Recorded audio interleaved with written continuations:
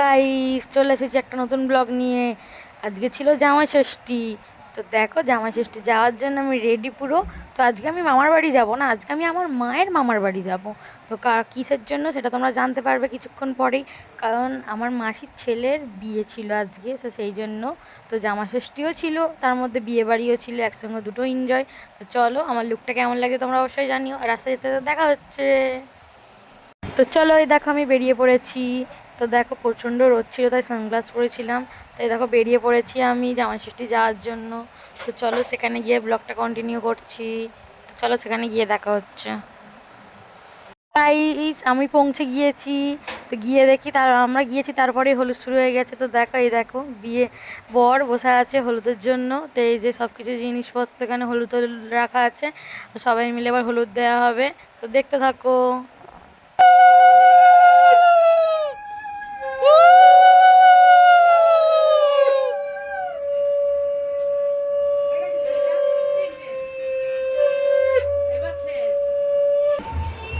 আমি জানি না কাজ দেখি মানে শরীর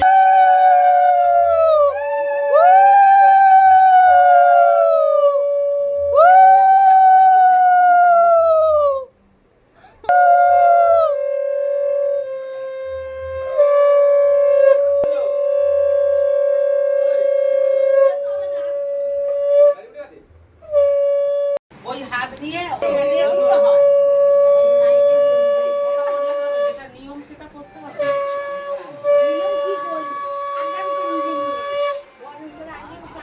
তো দেখো, হলুদ টলুদ হয়ে যাওয়ার পর সবাই খেতে বসে পড়েছে, কারণ জামাই ষষ্ঠী ছিল, জামাই ষষ্ঠীর খাওয়া দাওয়া তো একটু হবেই, তাই জন্য সবাই খেতে বসে পড়েছে। এই যে আমার বাবা মেসো বসে আছে, এখানে মারা সবাই বসে আছে। আর এই যে আমি যাচ্ছি উপরের ঘরে, আমরাও গিয়ে খাওয়া দাওয়া করবো। সকাল থেকে কিছুই খাওয়া দাওয়া হলো না। হলুদ টলুদ হয়ে যাওয়ার পর সবাই খেতে বসেছিলাম আর কি। তো জামাই ষষ্ঠীর দিন জানোই তো, সব চিড়ে ফল টল খেতে হয় সকালবেলা। তো এই যে আমরা খেতে বসেছি, আমি আর আমার দুটো বোন ছিল। তো তারপরে দাদাকে নিয়ে চান করতে যাওয়া হবে, তো দেখতে থাকবো।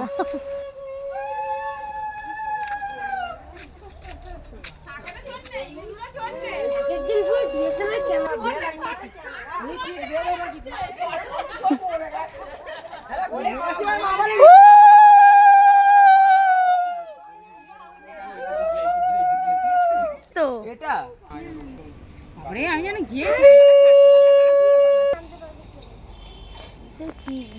চান করতে চলে এসেছে দাদা। আর আমার দাদার হচ্ছে নিতবর হয়েছিল আমার ভাই।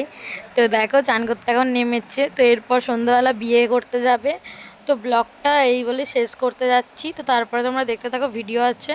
তো তারপরে এই যে এইটা খুব মজার ছিল না, আমরা সবাই বেঁধে দিয়েছিলাম, এরকম নাকি নিয়ম বেঁধে দিতে হয়।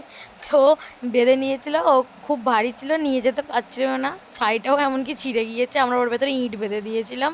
তো সন্ধ্যাবেলা ফুল লুক নিয়ে আসছি। তো তোমরা দেখতে থাকো চ্যানেলটা, নেক্সট ভিডিওর জন্য তৈরি থেকো। ছোট্টাটা।